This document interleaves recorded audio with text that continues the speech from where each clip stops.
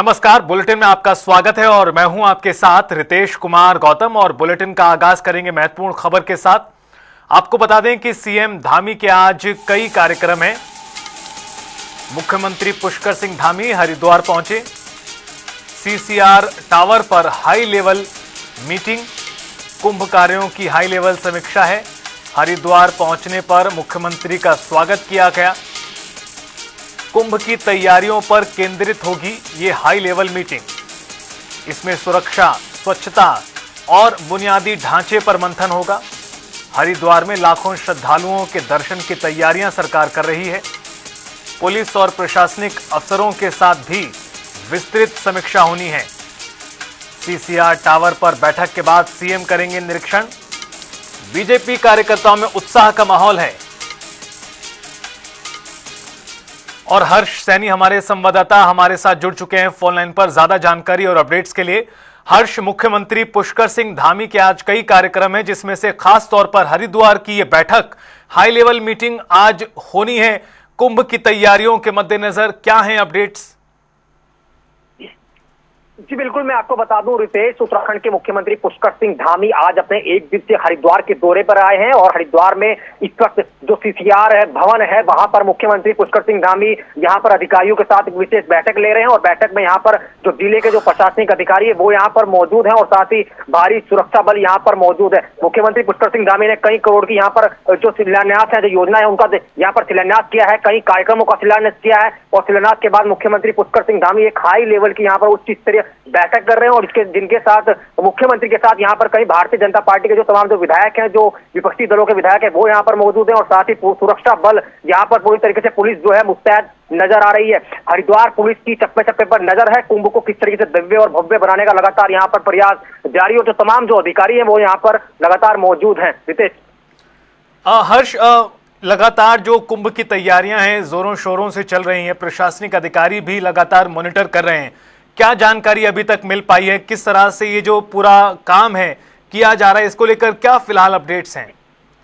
देखिए, निश्चित रूप से मुख्यमंत्री पुष्कर सिंह धामी यहाँ पर समीक्षा बैठक कर रहे हैं तैयारियों को लेकर। और पार्किंग की अगर बात की जाए, पार्किंग की व्यवस्था और घाटों की साफ सफाई किस तरीके से होगी, साथ ही बिजली की व्यवस्था किस तरीके से होगी, तो यहाँ पर कुंभ क्षेत्र में जितना भी जो कुंभ मेला क्षेत्र होगा, उन तमाम जो व्यवस्थाएं हैं, जो पार्किंग की व्यवस्थाएं या फिर घाटों की व्यवस्थाएं, तो उन तमाम व्यवस्थाओं को लेकर मुख्यमंत्री यहाँ पर समीक्षा बैठक कर रहे हैं। और मुख्यमंत्री स्वयं ग्राउंड जीरो पर यहाँ पर मौजूद हैं और ग्राउंड जीरो से मुख्यमंत्री मॉनिटरिंग कर रहे हैं। और तमाम जो अधिकारी हैं उनसे लगातार मुख्यमंत्री फीडबैक भी ले रहे हैं, किस तरीके की व्यवस्थाएं यहाँ पर की जाए और व्यवस्था को बनाने के लिए और किस तरीके की तैयारियां यहाँ पर की जा सकती है और कैसे भव्य इस दिव्य कुंभ को बनाया जा सकता है। इसको लेकर भी मुख्यमंत्री लगातार यहाँ पर विचार विमर्श कर रहे हैं और अधिकारियों के साथ लगातार बैठक कर रहे हैं। और तमाम जो लोग हैं वो कहीं ना कहीं मुख्यमंत्री को फीडबैक भी दे रहे हैं कि आगे आने वाले जो समय है, तो 2027 में जो हरिद्वार में एक भव्य जो कुंभ होने वाला है, उस कुंभ को लेकर किस प्रकार यहाँ पर जो भव्य और दिव्य इस कुंभ को बनाया जा सकता है, उसके लिए लगातार मुख्यमंत्री स्वयं ग्राउंड जीरो पर यहाँ पर मॉनिटरिंग कर रहे हैं और लगातार समीक्षा बैठक कर रहे हैं। क्योंकि सनातन संस्कृति का परचम है जो पूरे विश्व में किस तरीके से लहराया जाएगा, वो कहीं ना कहीं इस आने वाले दिव्य भव्य कुंभ में देखने को मिल सकता है। रितेश, चलिए, बहुत शुक्रिया आपका हर्ष, खबर पर जानकारी देने के लिए।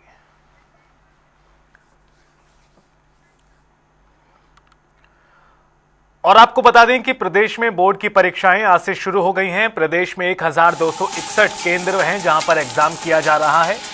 देहरादून में 24,327 छात्र छात्राएं दे रहे परीक्षा। पिछले साल के मुकाबले परीक्षार्थियों की संख्या कम हुई है। 1,437 परीक्षार्थी हुए कम। जिले में कुल 123 परीक्षा केंद्र हैं। सभी केंद्र पर तैयारियां पूरी हैं। सुरक्षा निगरानी के विशेष इंतजाम किए गए हैं।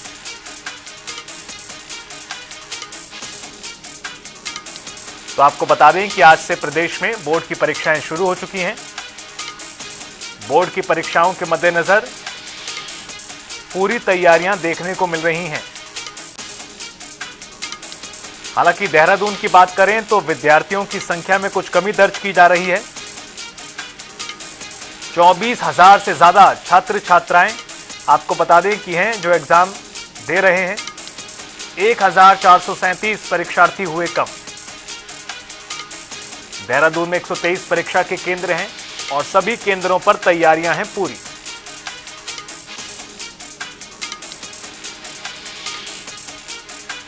प्रशासन ने शांतिपूर्ण परीक्षा का दावा किया।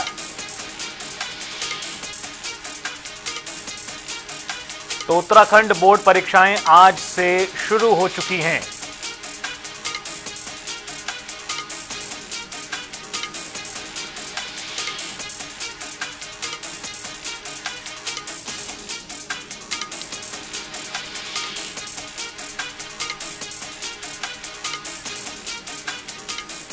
और इस खबर पर ज्यादा जानकारी देने के लिए अरुण सैनी संवाददाता जुड़ चुके हैं। अरुण, आज से बोर्ड परीक्षाएं शुरू हो गई हैं, किस तरह की तस्वीरें, क्या जानकारी?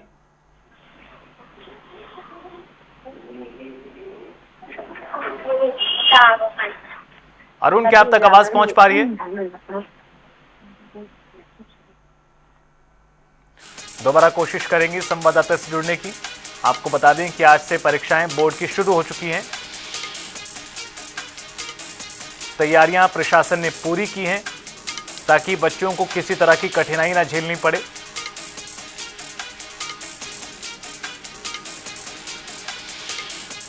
एक बार फिर हमारे सहयोगी अरुण हमारे साथ ज्यादा जानकारी के लिए। अरुण, आज से बोर्ड की परीक्षाएं शुरू हो गई हैं, क्या कुछ अपडेट्स? जी रितेश, बिल्कुल। देखिए, आज से उत्तराखंड बोर्ड की परीक्षाएं जो है वो शुरू हो चुकी हैं और जिसमें करीब पूरे उत्तराखंड की अगर बात की जाए तो इस वर्ष 2,15,252 जो परीक्षार्थी परीक्षा में शामिल जो है वो हो रहे हैं।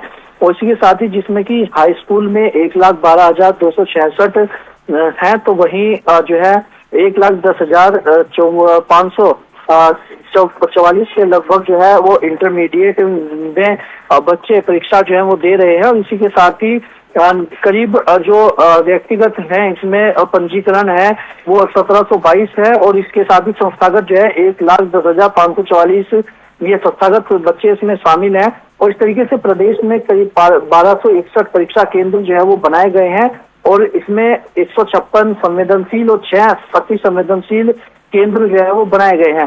तो इस तरीके से बोर्ड की परीक्षाओं को लेकर आज जो है वो से जो शुरू हुई है, इसको लेकर तमाम तैयारियां वो प्रशासन के द्वारा की गई है, जो शिक्षा विभाग है उसके द्वारा की गई है। और देहरादून की भी अगर बात की जाए तो देहरादून में भी 24,337 छात्र जो है परीक्षाएं दे रहे हैं और पिछले साल के मुकाबले इस वर्ष 1,437 परीक्षार्थी कर्म है। और देहरादून में 123 परीक्षा केंद्र जो है वो बनाए गए हैं और सभी परीक्षा केंद्रों पर शांतिपूर्ण तरीके जो है सुरक्षा व्यवस्था के बीच परीक्षा जो है वो हो रही है। पूरा जो है चेकिंग अभियान से लेकर के तमाम चीजें जो है तमाम तैयारियां शासन प्रशासन के द्वारा शिक्षा विभाग के द्वारा की गई है। तो छात्र जो है काफी उत्साहित भी हैं और काफी उत्साह और के माहौल में काफी खुशी के माहौल में छात्र अपना जो है वो परीक्षा दे रहे हैं। अब आगे आगे परीक्षा और भी होनी है तो और भी क्या तैयारियां जो है प्रशासन के द्वारा शिक्षा विभाग के द्वारा तमाम तैयारियां इसको लेकर के की गई है। बहुत शुक्रिया अरुण, आपका इस पूरी खबर पर जानकारी देने के लिए। मुख्यमंत्री धामी के नेतृत्व में चलाया गया जन जन की सरकार जन जन के द्वार अभियान 45 दिनों में रिकॉर्ड उपलब्धियों के साथ संपन्न हुआ। प्रदेश भर में 681 शिविर के माध्यम से 5 लाख से ज्यादा लोगों को सीधा लाभ मिला और 33,000 से ज्यादा शिकायतों का समाधान किया गया।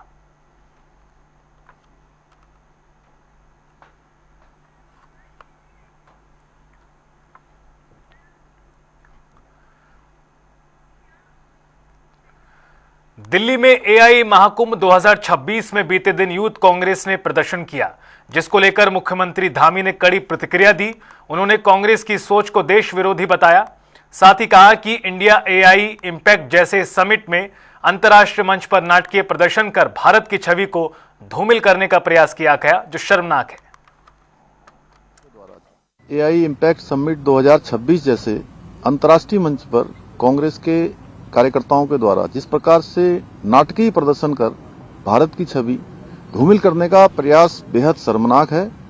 यह सिर्फ विरोध नहीं है बल्कि देश की प्रतिष्ठा पर सीधा हमला है। कांग्रेस अब एक राजनीतिक दल नहीं बल्कि देश विरोधी एक सोच का प्रतीक बनती जा रही है। जब पूरा विश्व भारत की तकनीकी, आर्थिकी और सामरिक शक्ति को मान रहा है, तब कांग्रेस भ्रम, नकारात्मकता, झूठा अफवाह का एजेंडा चला रही है।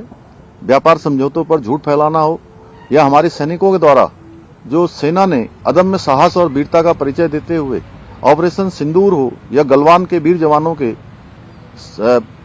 पराक्रम पर सवाल उठाना हो, ये सिर्फ बयान नहीं बल्कि देश के मनोबल पर हमला है, देश के सैनिकों का अपमान है। जो दल अपने देश की सेना, सुरक्षा बलों और राष्ट्रीय हितों पर सवाल उठाए वो सिर्फ कमजोर विपक्ष नहीं होता है, वो राष्ट्रीय सुरक्षा के लिए भी खतरा बन जाता है। देश विरोध की राजनीति करने वालों को जनता जवाब देगी। भारत झुकेगा नहीं, भारत रुकेगा नहीं और भारत प्रतिष्ठा से खिलवाड़ करने वालों को उनको इतिहास कभी माफ भी नहीं करेगा। और रुख करेंगे एक बड़ी खबर का। एसआईआर से जुड़ी बड़ी जानकारी से आपको रूबरू करा दें। एसआईआर को लेकर उत्तराखंड में भी तैयारियां तेज हैं। अप्रैल में होगा विशेष गहन पुनरीक्षण। तैयारियों को लेकर अधिकारियों की समीक्षा बैठक। देहरादून, उधम सिंह नगर, नैनीताल में मैपिंग तेज करने के निर्देश दिए गए। लापरवाही करने पर सख्त कार्रवाई की चेतावनी।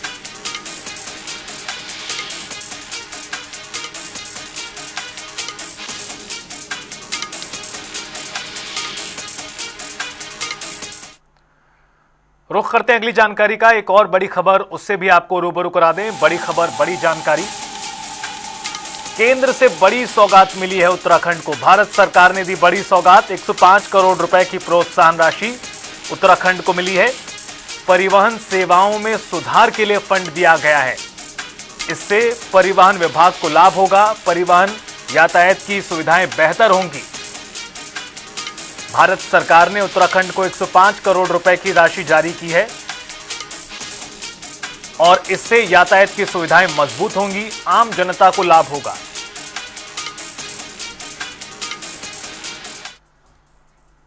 खटीमा में देवभूमि धर्मशाला कॉलोनी में देर रात एक दिल दहलाने वाली वारदात पेश आई, जहां एक अकेली रह रही 65 वर्षीय बुजुर्ग महिला की घर में संदिग्ध हालात में शव बरामद किया गया। महिला के सिर और चेहरे पर चोट के निशान मिले, साथ ही बाहर से कमरे का ताला लगा था। इस घटना से इलाके में दहशत है। फिलहाल जांच जारी है।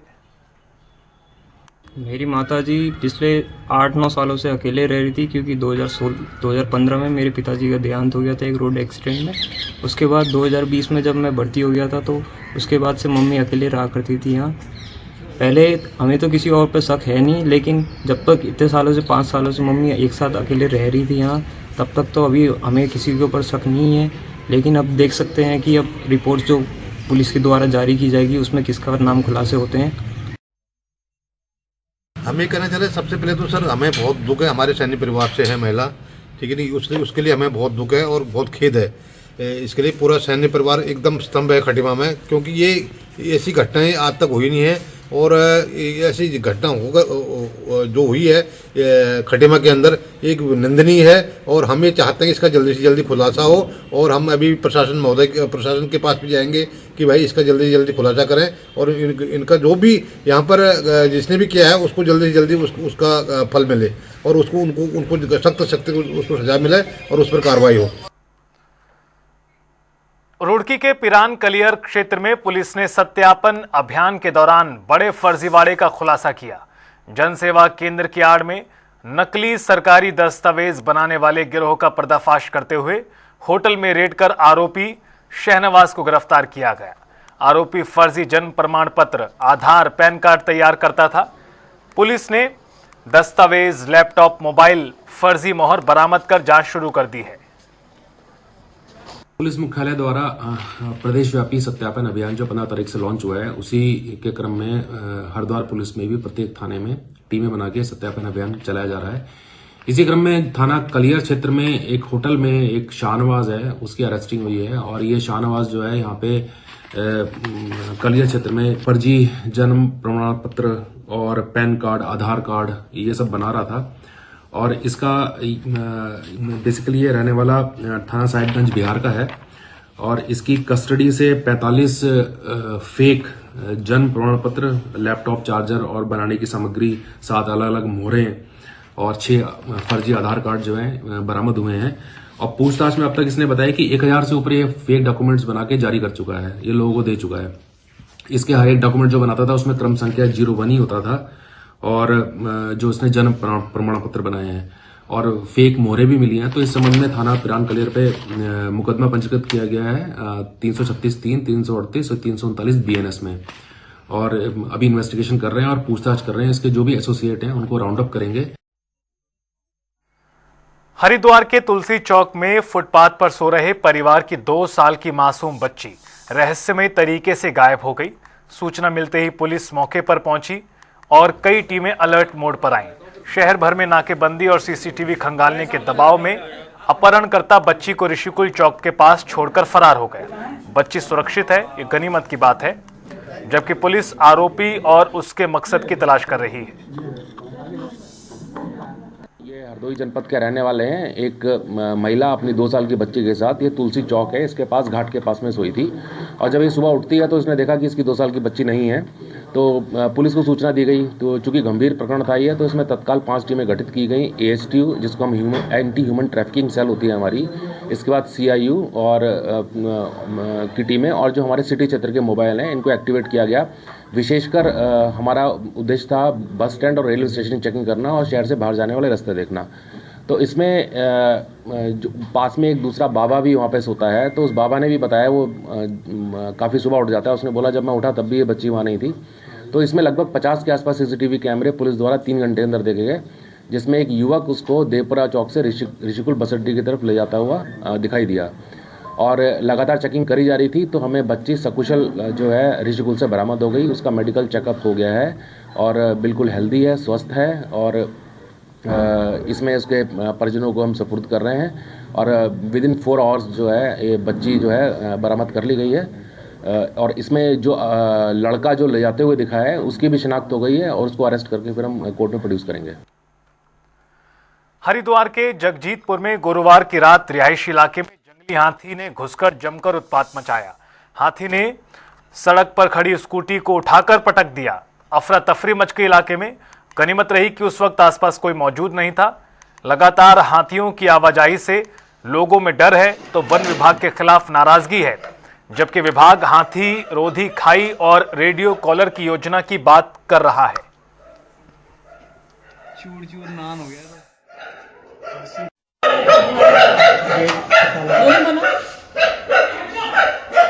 हाथियों के लिए तो अभी कुंभ मेला क्षेत्र में जो हमारे प्रस्ताव जा रखे हैं, 8.5 किलोमीटर खाई हमारी खुद नहीं है वहाँ पे। उसके ऊपर तार फेंसिंग होनी है, इलेक्ट्रिक फेंसिंग होनी है, सौर ऊर्जा वाली। तो लगभग कोशिश रहेगी उससे हाथी रुक जाने चाहिए। अगर उससे भी हाथी रुकते, हमारे प्रस्ताव और जा रखा है 6 किलोमीटर क्रेट वाइज दीवार का, उससे तो लगभग हाथी रुक ही जाएंगे। इसी साल की थोड़ी दिक्कत है। हाथी क्या है कि गन्ने के खेतों की तरफ ज्यादा आकर्षित होता है और पहले से उसका कॉरिडोर भी रहा है, तो अक्सर उसको मूवमेंट इतना रहता है। तो लेकिन सुबह चला जाता है, लेकिन कभी कभी क्या है उसके रास्ते में कुछ चीज आ जाती है। तो इतना विशालकाय जानवर है। वक्त तो चला एक ब्रेक का, आप देखते रहिए जनता टीवी।